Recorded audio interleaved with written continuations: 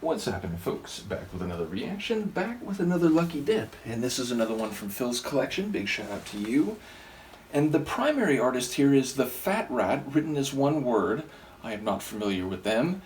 And the featured artist is Laura Brehm. I'm assuming that's how the surname is pronounced.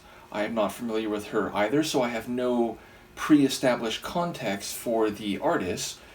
The track is called Mayday, which is a term used in military, especially aerial endeavors, though obviously extrapolated into pop culture and colloquial parlance to mean a situation which is in immediate danger of crashing, of destruction. It's a term you use to alert others to that possibility and hope for someone to be able to intervene or to save you from a disastrous fate. So it feels like that's pretty fertile ground for metaphorical meaning. Let's see what I can pick up on a first listen. This is TheFatRat featuring Laura Brehm, and the tune is Mayday.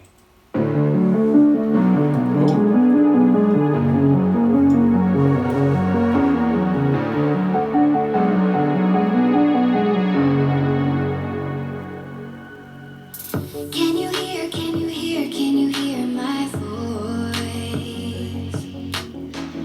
Coming through, coming through, coming through the noise. I'm floating through outer space. I'm lost and I can't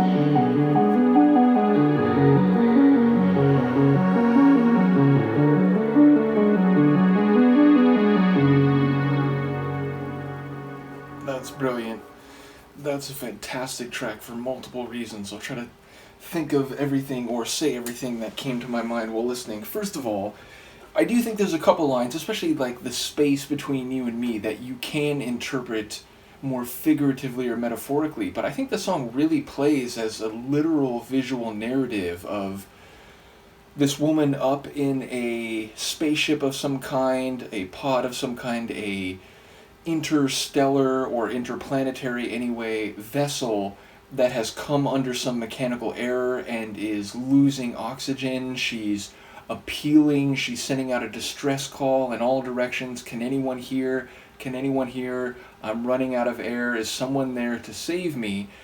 And there's the idea about how expansive it is in outer space, and what was it? The stars are talking without sound, which anyone who likes to stargaze and thinks about the sheer distance and, of course, outer space without atmosphere, sound waves cannot travel the way they do down here on Earth with our thick atmosphere, and so sound does not transmit. So it's a very poetic and expressive way to describe a scientific fact about outer space. And yes, it feels like I'm watching a mini movie about this space passenger who is in serious danger but is still sort of in the environment, like psychologically, and still feeling a bit of the awe of being in space. And what was it like? She's being called home almost by the stars, so there's still an exploratory sentiment, even though the general essence is that she's in danger, she needs some sort of intervention, someone to come save her. And in that regard, it almost feels like a more modern version of Space Oddity, the Bowie song. It feels really like, someone calling out, which I guess in that case it's reversed, it's ground control to Major Tom.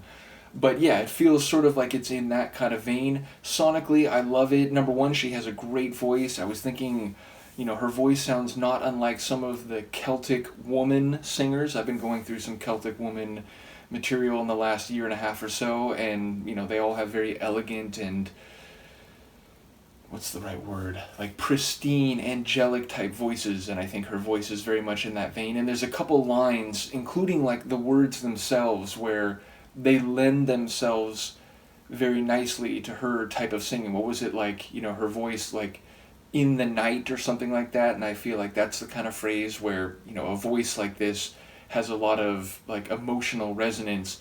Secondarily, I love the electronic synth like keyboard type sound, that like deep and electronic like rolling chord progression, as well as that almost Morse code type like individual note layer, which feels like it could fit very much the narrative. She's sending out a verbal signal, but perhaps also transmitting in Morse code for anyone who might be picking up a like simpler frequency.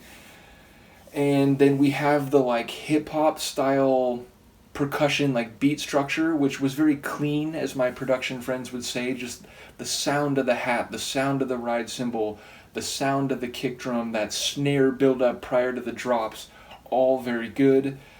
And yeah, I just love the atmosphere of the track overall. I was very engrossed in it vocally, lyrically, and sonically, and I like those like brief dead pause moments right before it drops back in each time. So it also had an intuitive character to the chronology.